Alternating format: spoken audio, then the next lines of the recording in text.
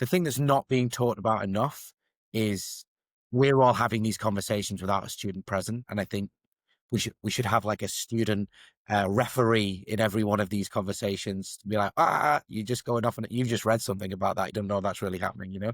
Yeah. When we built the online school, one of the early things that we found was that kids will grind down the rote learning path if you don't encourage them to move out of that path. Rote learning still seems to be the major output of most school systems. And in part I think due to necessity, that there's strain on the system, and it's very difficult in order to mass educate in a way that doesn't feel like rote learning.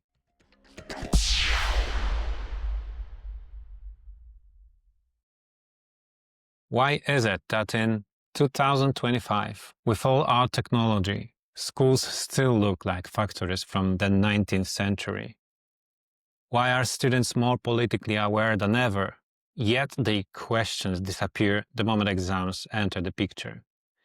And why is everyone talking about personalized learning when almost nobody can define what it actually means? Today, I sit down with Carl Morris and Saif Sarwar, two educators who say the real problem isn't AI or funding or even curriculum. The problem is that the people who shape education never ask one simple thing: what do students actually want? This conversation might shift how you think about schools, innovation, and the future of learning.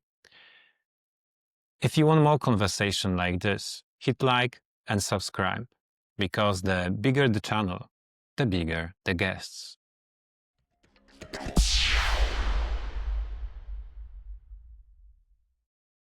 I'd like to start with something simple, because education surprises us every day. So let me ask you, what's one thing that recently surprised you about schools or young people? I'd say on the student side, one thing that surprised me is how sort of socially and politically engaged students are these days, how plugged in they are to the social, cultural, economic issues of our time. Maybe this is my bias as with a humanities background, but I see a lot of students concerned about things like AI, the conversations that we'll probably be having today. They're concerned about their future careers. They're concerned about what education actually means in the age of AI in terms of their university degrees and so on.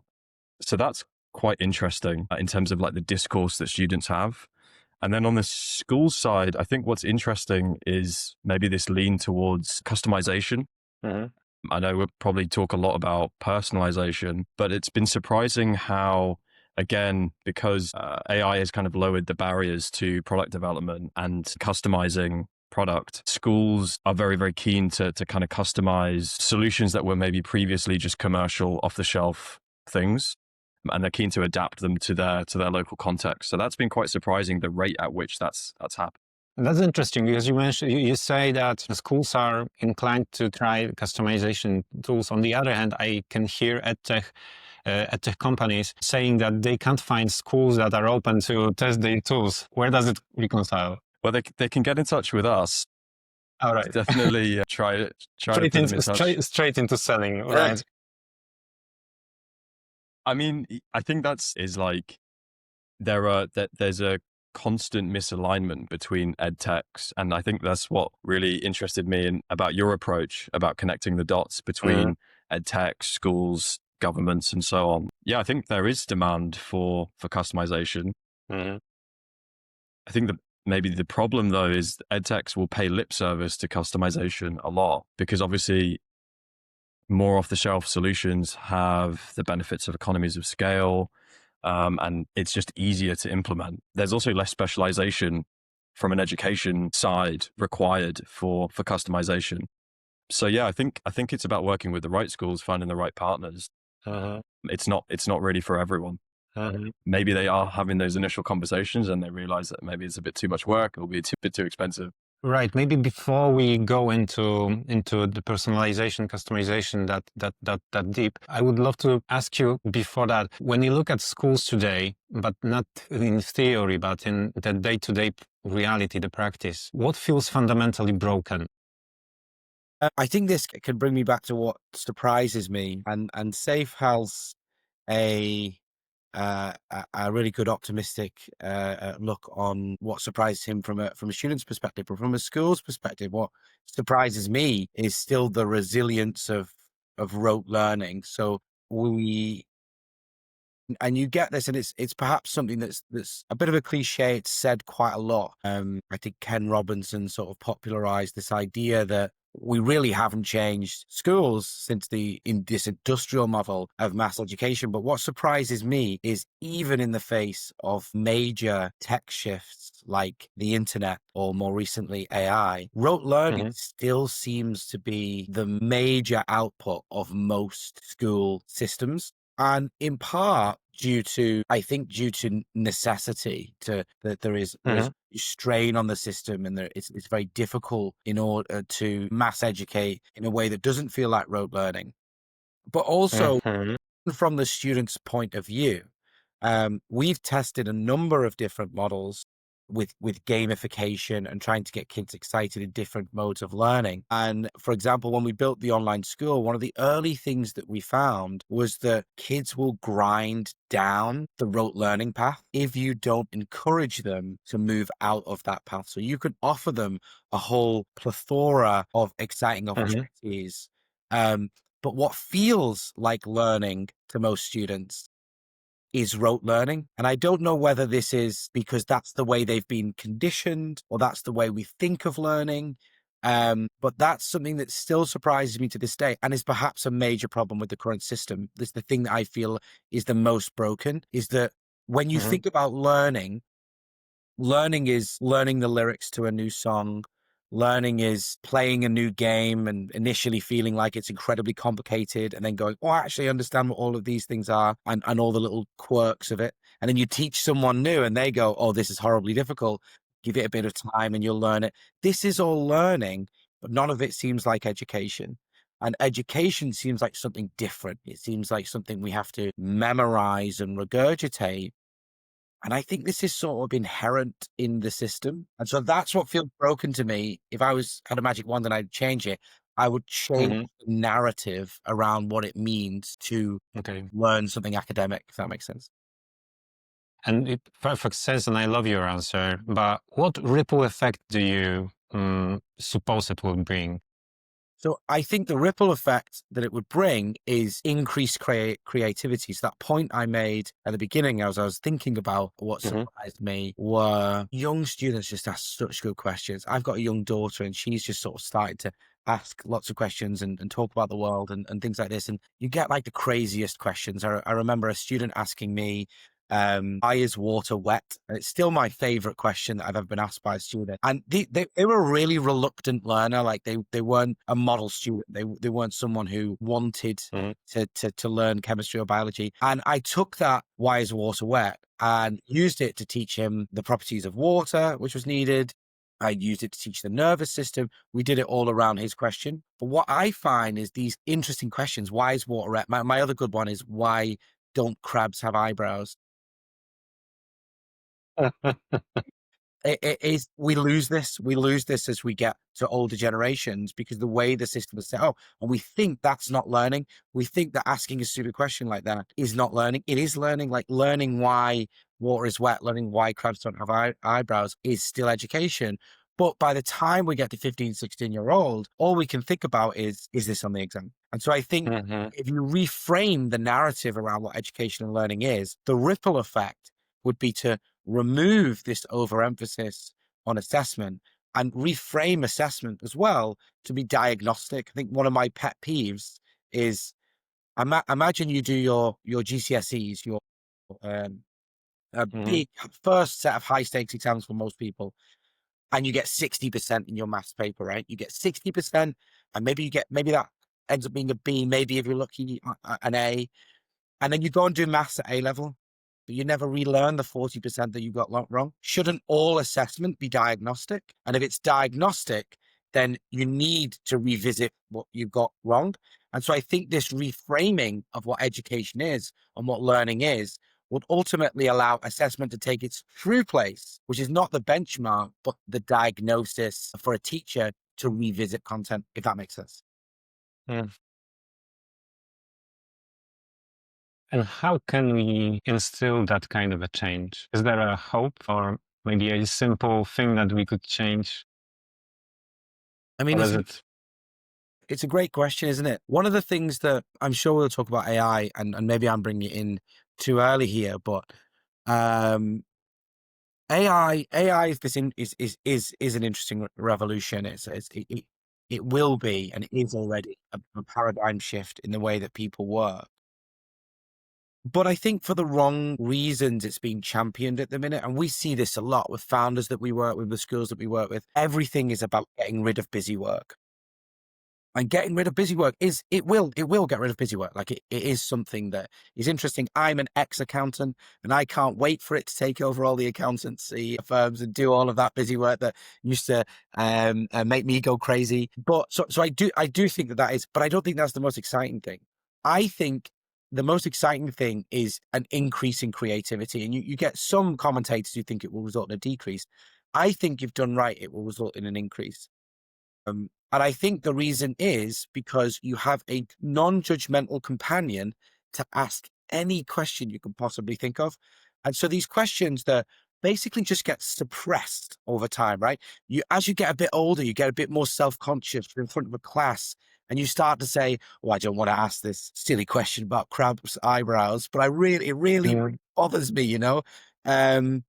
you might ask AI, and if you ask AI and we do this well, we might be able to pull in those questions, those interesting questions. And I don't think this is being suppressed by teachers. I should clarify this. I don't think teachers love these crazy questions. It's really sad for them that these questions sort of seem to peter out. They love it, right?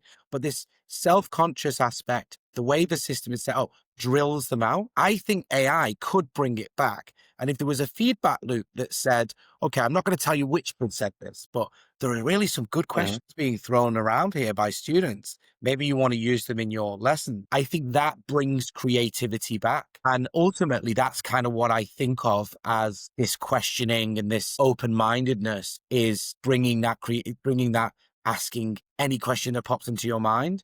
So yes, I do think we can do something about it. I think it involves AI as that non-judgmental partner, but then it involves people making the back end layer that feeds that back to people who can then use it to engineer the teaching that comes off that into a more engaging and interesting way.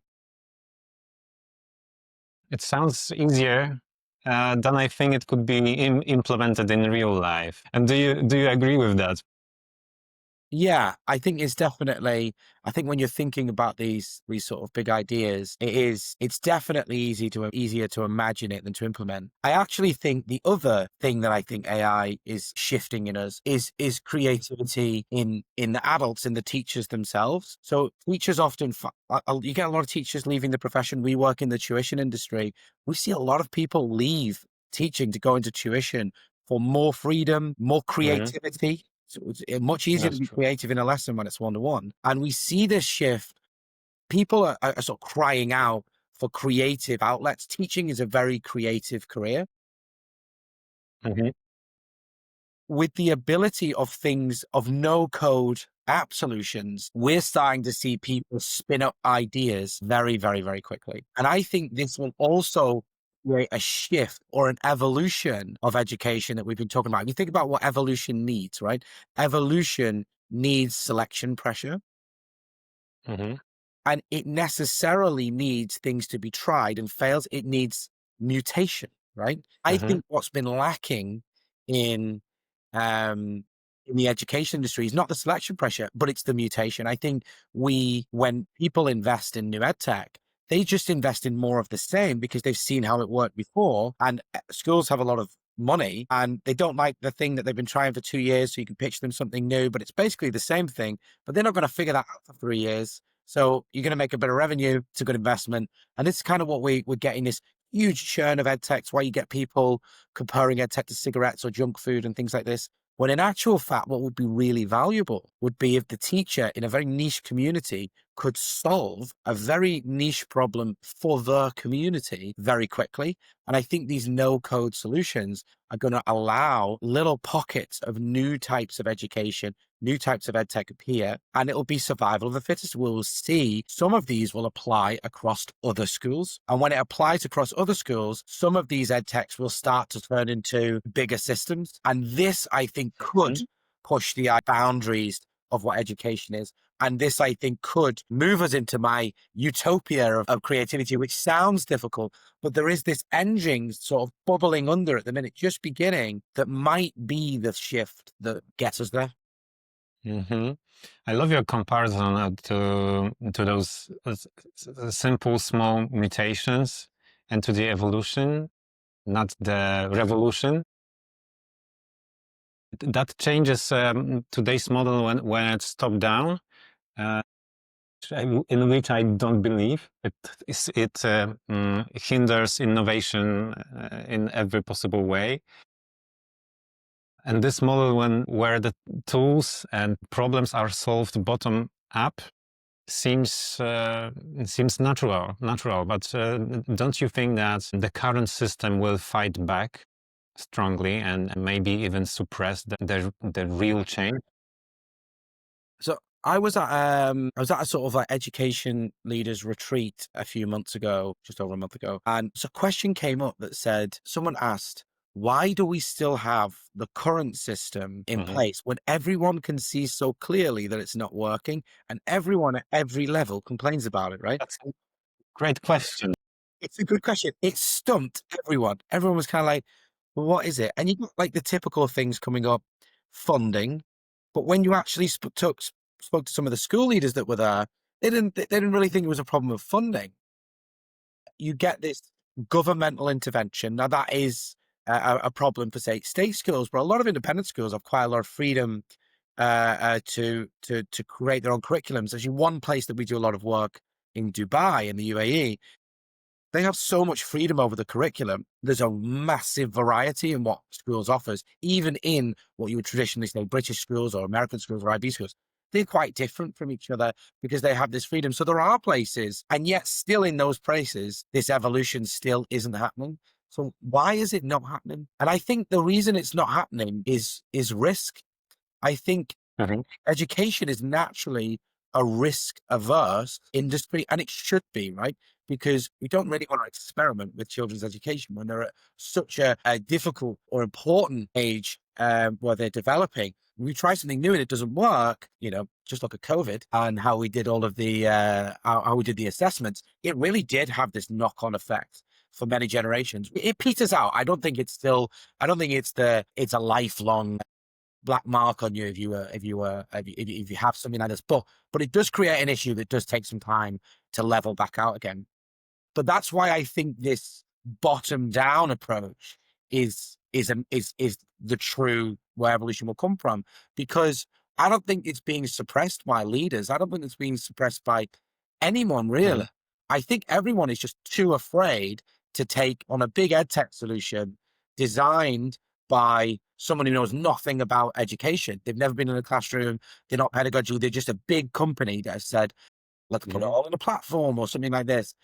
People are less willing to risk something wild on that front. So what we see those people creating is more of the same. But what we'll actually see here is teachers solving these problems, leaders in schools being happy that these problems are solved. And then the real trick will be, how do these teacher founders basically get their idea out of their school and into other schools? If it's going to work, how do you test it beyond your boundary? But I think the pressure always came from, you choose big flashy names that have got big backing, but the investment that is happening in edtech is always backing more of the same. It's tried and trusted and it's a good investment, but it's not good for the pedagogy. It's not good for the evolution of education, if that makes sense. And have you seen a real example of such small mutations happening already, or is it just a song of the future? I think there's an element of it where it is something that I hope will happen, but we are seeing pockets of teacher founders that we're working with who are generating ideas to solve problems that are specific to their schools. But what we're seeing from an outsider's perspective is that these will apply to other schools as well. So we're helping some of these teachers. And it criticized AI and busy work earlier, but some of it is helping with busy work, but also some of it is helping these founders find a larger vision for their role. A lot of them start on this, let's systematize everything, let's make templates for lesson plans or something like this. And we come in with ideas and try to say, well, if we're already using AI, could we offer that AI non-judgmental companion to students and then pull in that data and then have that link to your lesson plan? So we are definitely seeing this start happening. It's the tip of the iceberg at the minute, but I've got a lot of confidence that this model is going to gain momentum in all industries. I think this domain experts who traditionally didn't have the technical expertise to spin up an idea, being able to spin up and test an idea and with no funding and then be able to get the funding because they can see the traction. Like, I think that is going to affect every industry. But I think, unlike many other things that sort of passed education by, I do think this one will have an impact on education, and we are starting to see it. I wanted to ask you a different question, but the last sentence you say, I can't leave that. Why do you think this particular technology will stick to education? What makes you believe that so strictly? I think the reason it will stick to education is because it's slightly, for lack of a better word, or to use a phrase from the Matrix, it's slightly inevitable, I think, right? I think that it's just already happening is the point. So already using it, and there's no putting it back inside the box. Kids are already using it. Teachers are already using it. The real trick is going to be is who's using it well. Saif actually introduced me to an app. I think it's called Cluely, that like openly advertises the idea that it's just there to answer any question as you have it. Of imagining a future where everyone's got the Meta Ray-Bans and the teacher is getting questions fed into their glasses and the kids are fed the answers into their glasses, and no one's learning anything because the teachers are feeding questions they didn't think of and the kids giving answers they didn't think of. And I think this is the critical juncture where we will have to change the education system, because the current model we have, the road we're on ends there. Like that's just what it's going to be if we don't think of a better way to educating. To go back to my original idea, the most interesting thing is the question. The question is by far the most interesting thing. When we work and build businesses, I would define one of the best skills of a founder is asking good questions. The answers you can get, right? You can mostly get the answers from people with different expertise, from the internet, from AI now. The answers are not too hard to come across. The question is very difficult to come up with. And then there is this sort of piece that I actually don't think is new to AI. I think it's always been a problem, but of like media literacy and separating truth from fiction. I think that has to be super important. So you've got this one of like, we need to ask good questions. And the other is we need to be able to critically appraise the answer quickly as to whether we think that is true or false. That brings me to the conclusion that the old model, when we have standardized tests, will be replaced by personalized learning, and that's the reason why we all hear everywhere about personalization, customization, and so on. These are the buzzwords today in education, but maybe you could share your view on what does genuine personalization actually could look like.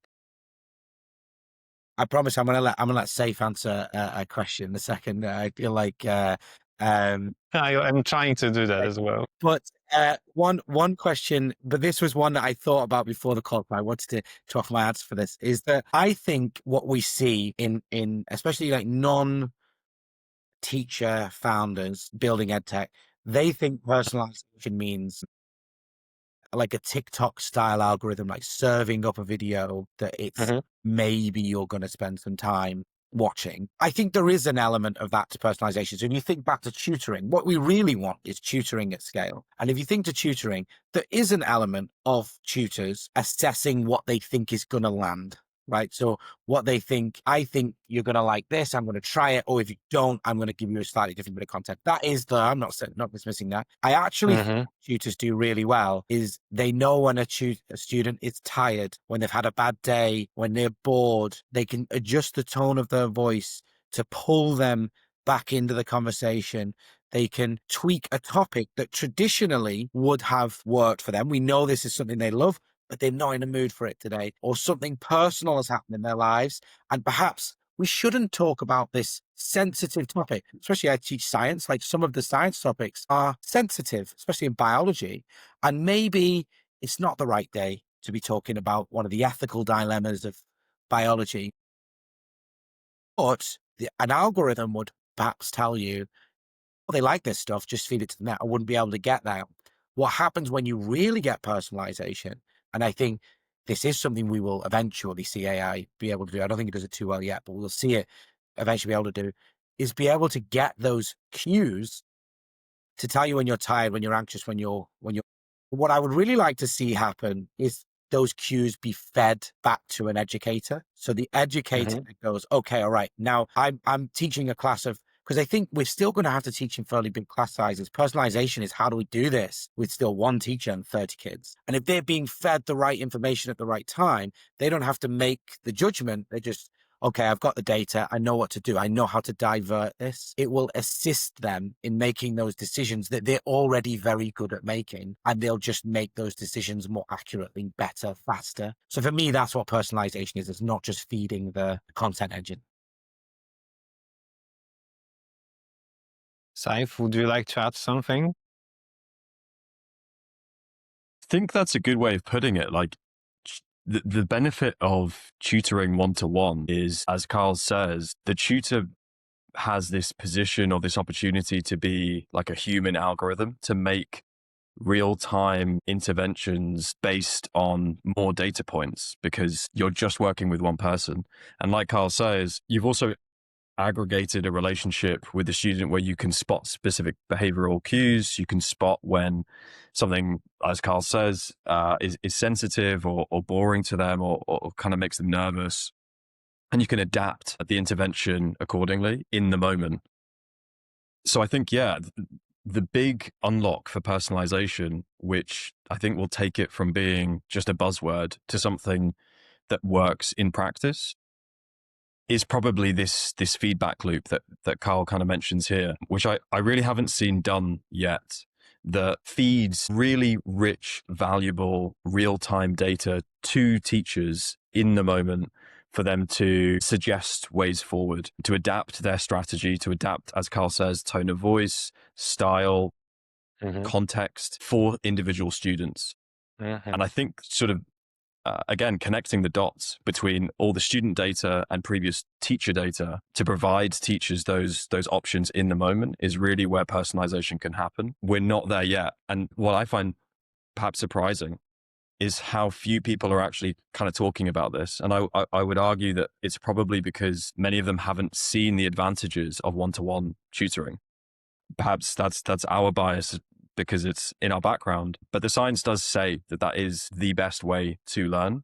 And so sort of mapping, if we were thinking about a product roadmap for personalization, I'm inclined to be guided by that science. And why is it you think that you mentioned those vast amounts of information being fed to the system so it helps with personalization? Why do you think we're not there yet? We have, well, I think in the common society notion, there is like, my God, we have those artificial intelligence. We're on the break of general intelligence, and we're like, basically teachers are doomed. And yet you're saying that you're not there yet. So explain that a bit. Yeah, I mean, I think it depends which way you look at it. I think a big part of the problem is we're not capturing the right data at the right time. That seems to be a big issue. I think education, as Carl has kind of laid it out, struggles to come to terms with what it's like to be a student, what it's like to be a learner, what excites, what interests, what motivates learners. And it's overly concerned with its own incentives, which are to use standardized testing as a mechanism to get people through a process or an operation, an industrial operation. And I think that has some negative implications on the types of data that we collect from students.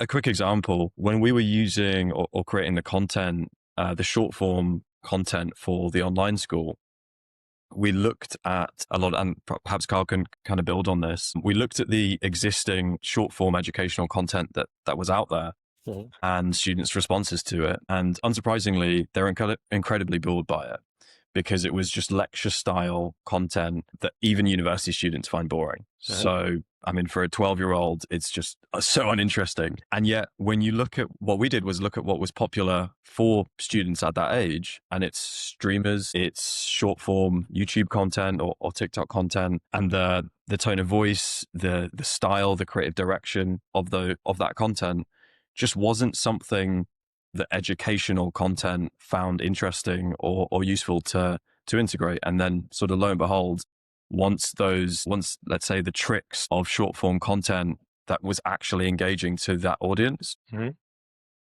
were integrated into educational content, it did really well on TikTok. And I guess this kind of just speaks to this point of a fundamental misunderstanding of meeting of students and meeting them where they are. I think that's maybe a kind of fundamental rethinking of that could guide next steps, I think. So it's another step or another brick in the personalization, maybe not war, but castle. When you're describing this personalized learning or teaching, I have a question in mind. True personalization scalable, or is it still will be a premium service for the few? I think Carl definitely has a few ideas about this. This is something that we've discussed for years. And it's maybe the fundamental problem set for why, for how we've been working together over the last few years. Our conviction is that yes, it is, because yes, it is scalable, right? Yes, it is scalable. Yes, it is. Yes, it should be scalable as well, which I think is an important question to ask too, because there's also some debate about that in terms of what the right pedagogical approach is. Yet, I'm going to hand over to Carl, but I think there. Although, as I said, we're not maybe there yet with the technology. There are indications that this is happening already. But I'm going to pass over to Carl because I'm curious about his sort of technical standpoint on this. So, yeah, this is obviously the sort of core thesis for everything that we've built before, is that yes, it is scalable, but no, it hasn't been done yet. I think our thinking on this has evolved over time. I think it will continue to evolve. I think there are models, there are different types of education that work for different students. And we see this. I don't want to give the wrong impression that I think that the entire world's education system is the same. What I do think is that anyone who's not doing it the same as everyone else is despite the system rather than because of it. And because of that, it's naturally relegated to a bit of a niche. It's pockets of really great work, but we can learn a lot from these pockets of really great work. And I think we again come back to that idea of risk, right? Where the idea of, well, would I put my student, my son or daughter in a more risky experimental type of school? And a really good example of this is online schools. So online schools were growing pre-pandemic. They were something that already existed. They already had fairly large student numbers. The number of kids homeschooling in the UK was already growing. And this has continued to grow afterwards. It always takes a few pioneering parents who really get what's going on or get what their child will benefit from to sort of to have this first mover advantage where they move into this new model. But we see them previously, though, because of this, they just get relegated to geographical locations in different parts of the world. And no one ever hears that somewhere in the deep south of America, there's an amazing school doing amazing work. You realistically can't send your kid there. I think now what we're seeing with the advent of online schools and more online education and more of a willingness to have your kids learn online is an opening of that door to now being able to pick the model that works. And what I would really like to see, and we are again seeing the first moves of this happening, is I said earlier about my wanting to evolve the system rather than tear it all down. But there is an aspect that I would tear down, and it would be the centralization of it. I think it makes zero sense to me to centralize any form of education, because communities, pockets of different people with different cultures, different mindsets, different lives at home, all need a different system. And that being dictated from the top is basically what causes this problem. Now, if you look at the British system is still the most popular education system in the world, very centralized, right? Because it's all externally assessed. This makes it really useful for things like online schools, homeschooling, things like that, because the benchmark of your grade is externally assessed. It's done centrally. So there's an aspect of this that is really useful. But what we started to see in the UK, there are a couple of schools, Bedales, Latimer being the two at the minute, they have actually just made their own GCSEs. They got them accredited by the same external bodies that accredited it, and they can now give out their version of English language that isn't centrally dictated. It's just theirs. I think what I'd really like to see is this happen more. I'd like to see schools lean into their niches, online schools lean into their niches, not try and cater to everybody, but try and say, we do this thing really well, and we're gonna teach like that. But then there's no expectation that students should learn maths in the same way they learn English. To be honest, there's no expectation that they should learn maths the same on any 2 given days. Like on a Monday, they might be in a different mood till on a Thursday. So there are always levels of personalization that will add increased levels of complication. We're seeing educators talk more and more and more now about a pick and mix model of education, this decentralized idea. If you've got all these schools that are really leaning in to their style of education, and not only that, but you can actually take their course but you don't have to be enrolled into the full school. So I can do science with this school here, maths with that school here, and English with this school here. And that all comes together into a set of qualifications that keeps that externally assessed rigor that the English system has built as a gold standard. I think then you get personalization. So this is the change that we had with the online school. I think when we built the online school, we were very much of the mindset, we have nailed and everyone's going to come to us. And I think over time, we realize model. We have a model, right? And I think when we shift it into what we do with Educave now, we said, if we want to reach our goal, the original mission beyond online school was to make education accessible, personalized education accessible. If we want to do that, the only way to do that now is to help other people sort of bring their vision of education to life, because that's the only way we get it at scale. Is personalization scalable? Yes. Do I think one person will scale it though? No. I think it will be lots and lots of people with lots and lots of options that all work together and collaborate together to build a wide selection of offerings that are very, very different. When right now we kind of have one offering, and then we have a couple of others that most people could never access anyway. And that way, that's basically a thing that I strongly agree with. And that's the reason we wanted to create the Edtech Dots, actually, to connect those dots, because I also believe that it's not a job for one company, one startup, or maybe one school or one system in one country. No, it's a collective thing that has to be done. bottom up, as you mentioned before. But you mentioned a bit about UK education system, and I know that you have experience in UK, in Middle East, and Europe as well. And I wanted to ask you, what is one insight from each of these regions the others should urgently learn from?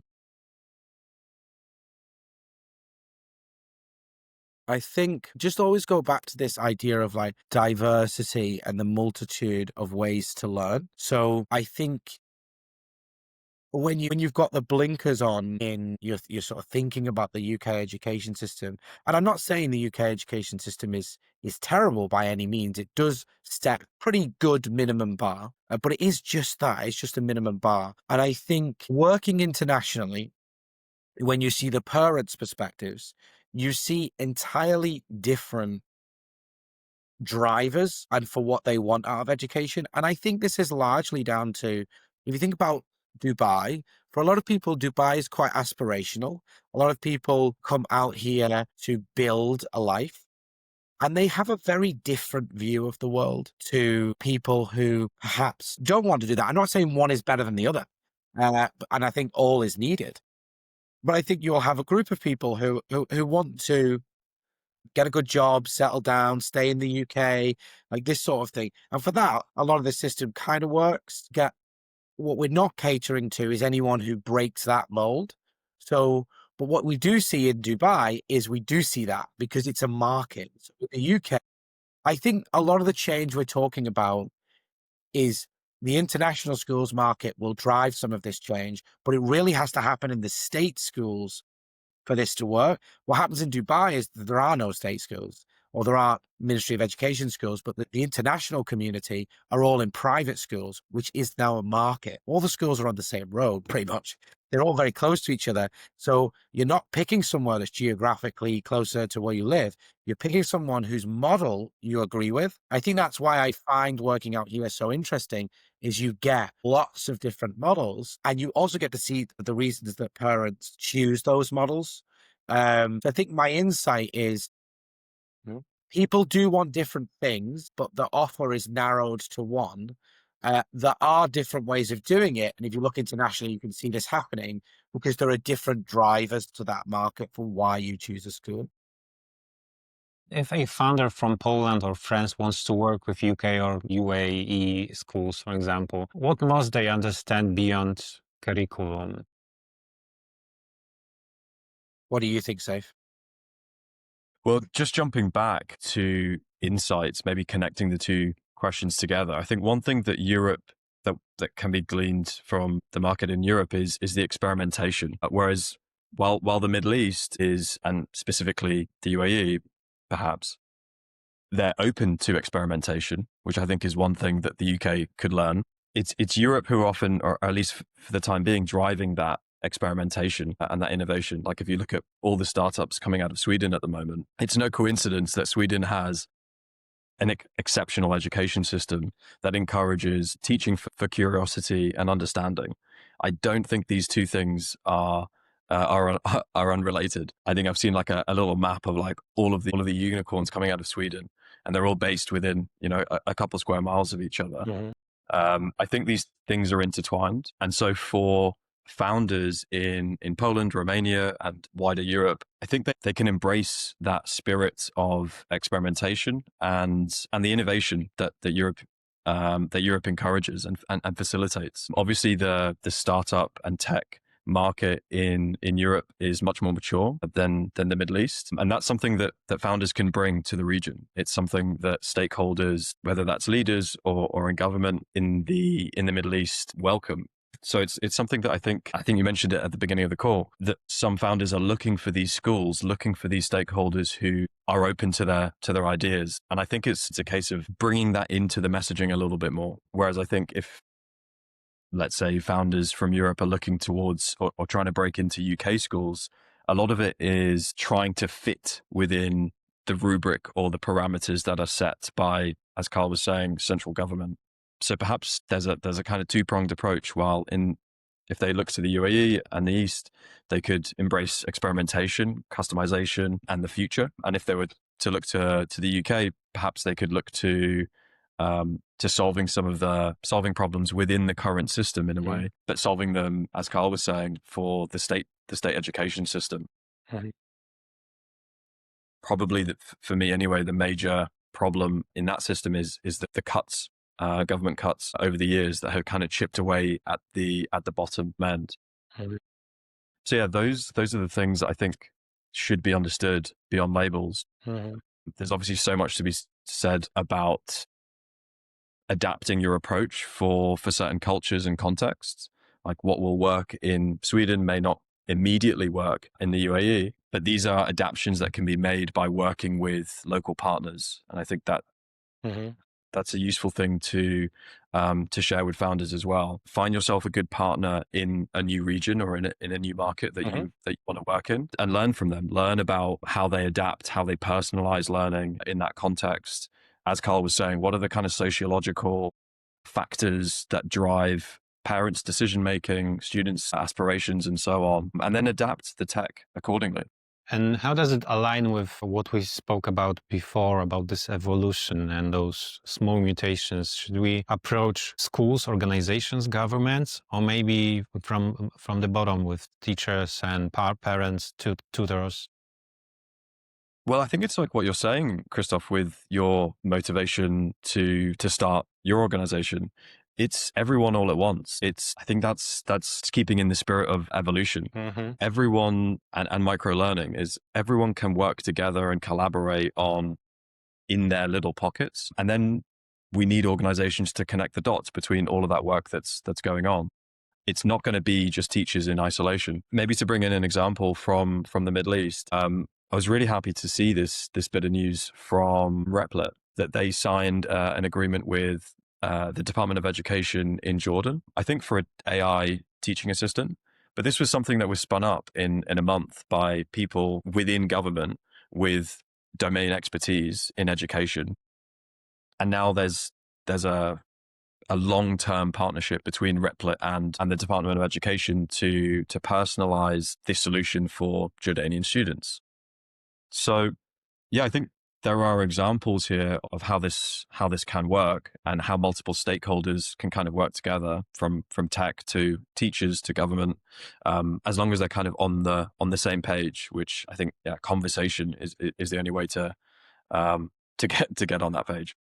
And that means that we need to speak a language of teachers, parents, students, and investors, and that's something that you, Carl, mentioned before. And which of these languages is most often ignored from your perspective?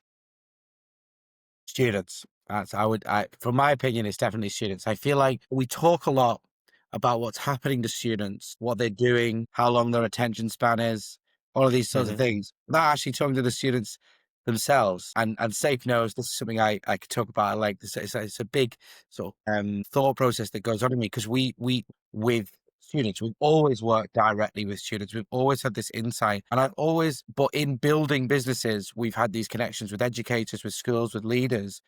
I've always found that the conversations I'm having with students don't reflect what is really happening in their lives. What I'm being told is happening from the leaders, and particularly the leaders. I think a lot of teachers are aware of this because they're a bit more, they're closer. But the leaders in schools, and especially once you step back and you like leaders of school groups or governments, I feel like the conversations I have with lots of those people, they don't know what's going on with students at all. And so I feel like the most ignored subset of my 4 languages to speak is students. And I also feel that when we try to talk to students, it doesn't land. And I think it doesn't land for a few different reasons. And it's not always trying to impose our view, right? So I think one of the reasons I think it doesn't land is because you're coming in as an authority figure. You're coming in, you're telling people what to do. The natural rebellion against that to kind of be, you don't know me, you don't know how way I think and things like that. And so that just doesn't create a dialogue coming in from that. We need to create more dialogue, especially with older students. And that's something that tutors are really good at. So I think there is that.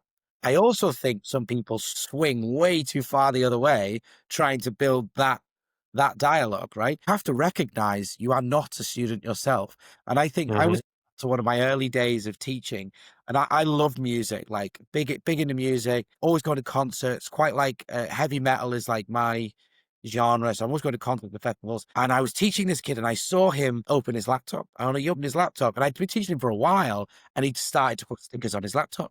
And I saw on his laptop, he had a Slipknot sticker. And about 2 weeks earlier, I'd just been to watch Slipknot. So Mm-hmm. this is my time to make myself Mm-hmm. sound cool, you know? And I said, I see that you've got a Slipknot sticker there. I just went to see them 2 weeks ago. And he was sort of like, yeah, don't care. You're still old. Like to him, it was irrelevant, the fact that I'd done it. And I mean, that's not always the case, but there is this element of you still have to recognize that you're not them. And I think some people swing and miss by going the other way. And you kind of get the same reaction to that. It's like, you don't know me. You don't know you. So I think the language of students is not only the one that's most missed, it's perhaps the most difficult to navigate well. And it definitely comes from giving students a voice, having a conversation with them. I then watched this documentary a few years ago called A Cure for the Common Classroom. And in it, one of the interviewers says to the kid, but what would you like to learn? And the kid starts to get a bit emotional and says, wait, I can choose. I can choose, And right? where's the dialogue in any of this? And I think that's the key. It's not easy. It'll be different for, again, something that should be community based because it'll be different for different communities, different cultures, different people. Yeah, probably that makes sense. I would love to disagree with you just for an argument's sake, but I just realized that, but I wanted to ask you a question, but why is it? Why don't we invite students to this discussion? And I realized that I also don't invite students to my conversations, and I stopped. But Saif, you wanted to add something. Well, I'm glad you said that, Christoph, because there's a practical reason why that's difficult, right? Is maybe useful, but it's kind of tricky to invite a student to like your product meeting or like your strategy call, but it's probably useful. There's not an easy source of stories like Carl's with the Slipknot sticker, which I think makes it really, really difficult. But then I guess it turns to the answer being in educators sharing these insights, educators specifically who are aware of these debates. Like I heard something the other day that kind of connects to this as well, where a student had to remember a lot of thinkers for a sociology paper. And so obviously now with AI, the first suggestion is, okay, personalize this lesson plan so that all the thinkers have some sort of memory association tag or pun to do with football.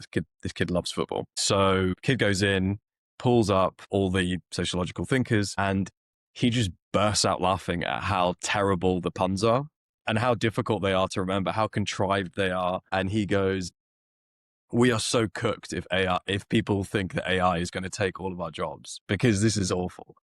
And I think this point here hits at what Carl's saying about children being misunderstood, is because if you go to any, I don't know, edtech conference, education meeting, they'll talk about how AI is a danger, it's a threat. There's hyper personalization. It will have predictive qualities that will make teachers obsolete and so on. But students will laugh at it and think that it's kind of stupid sometimes. And so I think there's this fundamental, again, like misunderstanding between what students think and feel. And I wonder if this just comes down to an assumed, as Carl was saying, an assumed authority, that because now we're the adults in the room, the kids don't really know what to do. And it's kind of on us to decide. I think one of the things that we experimented with that I thought was really, really interesting was facilitating a workshop, a kind of startup boot camp for students in the UAE, where students on the third day after like looking for problems in their local communities attached to sort of big global dimensions like the environment and so on, they started to use tools like Replit and Lovable to prototype solutions to the problems that they'd found. And these were some of the most creative, I guess, creative outputs that I've ever seen in a classroom workshop setting, and some prototypes that I think if you were to show them to a group of tech people could pass, to be honest, as being spun up by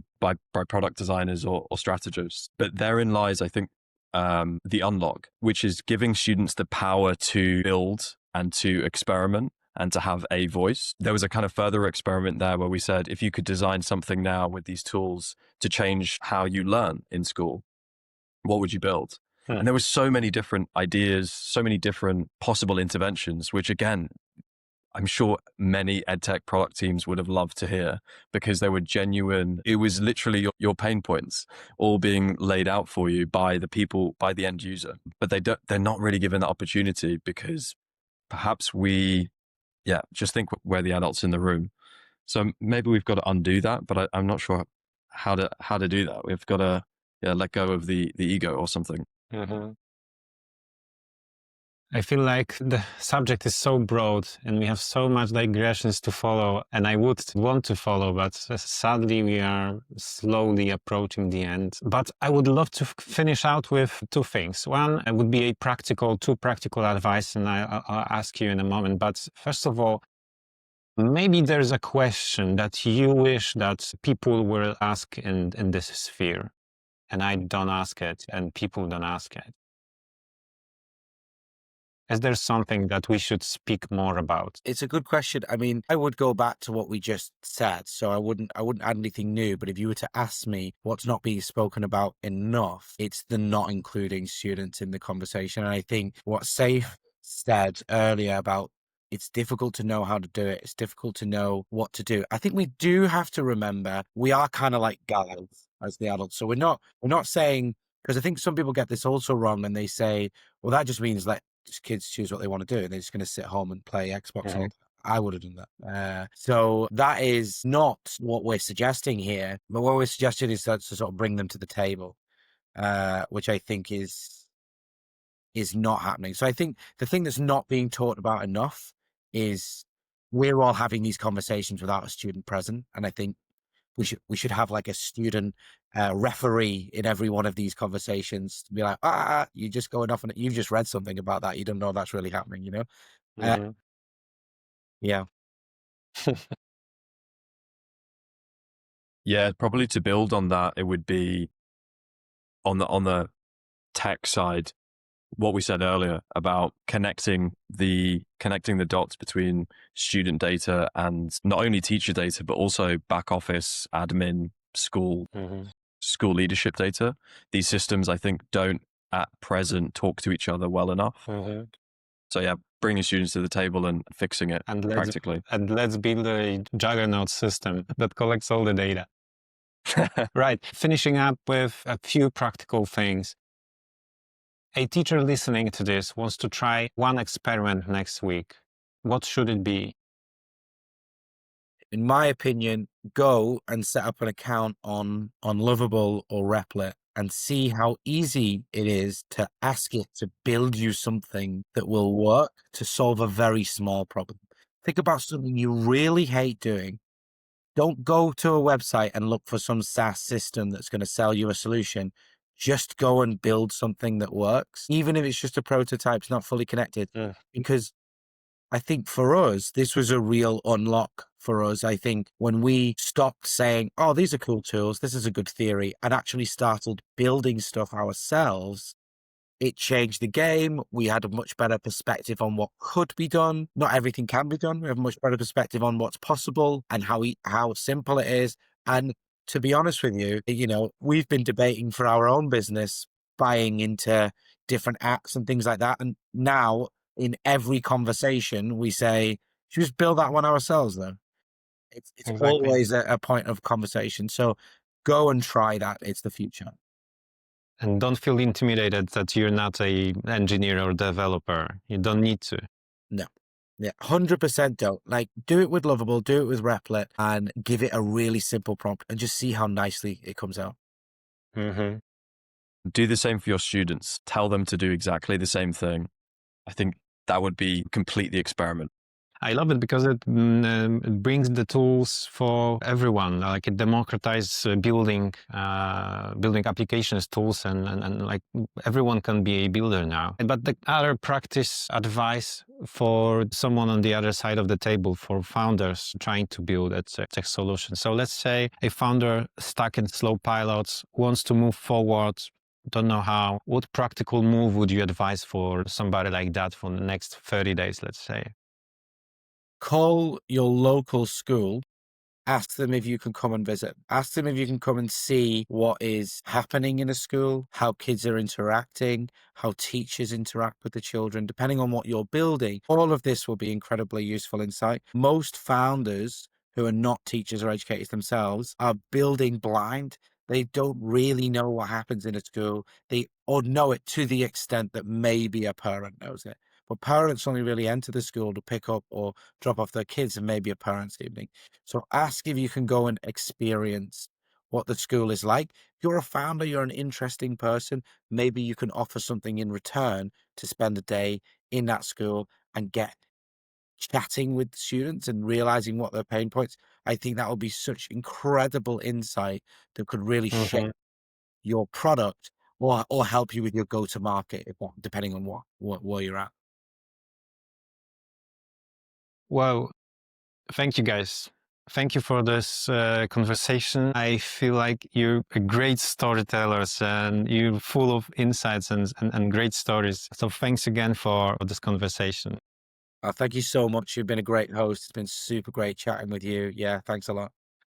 Thanks. That's great to hear. And I think our listeners, like the teachers, founders, school leaders, and students, hopefully, will take a lot of practical value from what you shared. Thanks again. And to all people that are listening to us, if you enjoyed this episode, share it with someone who cares about the future of education, preferably with students as well. And as always, keep connecting the dots.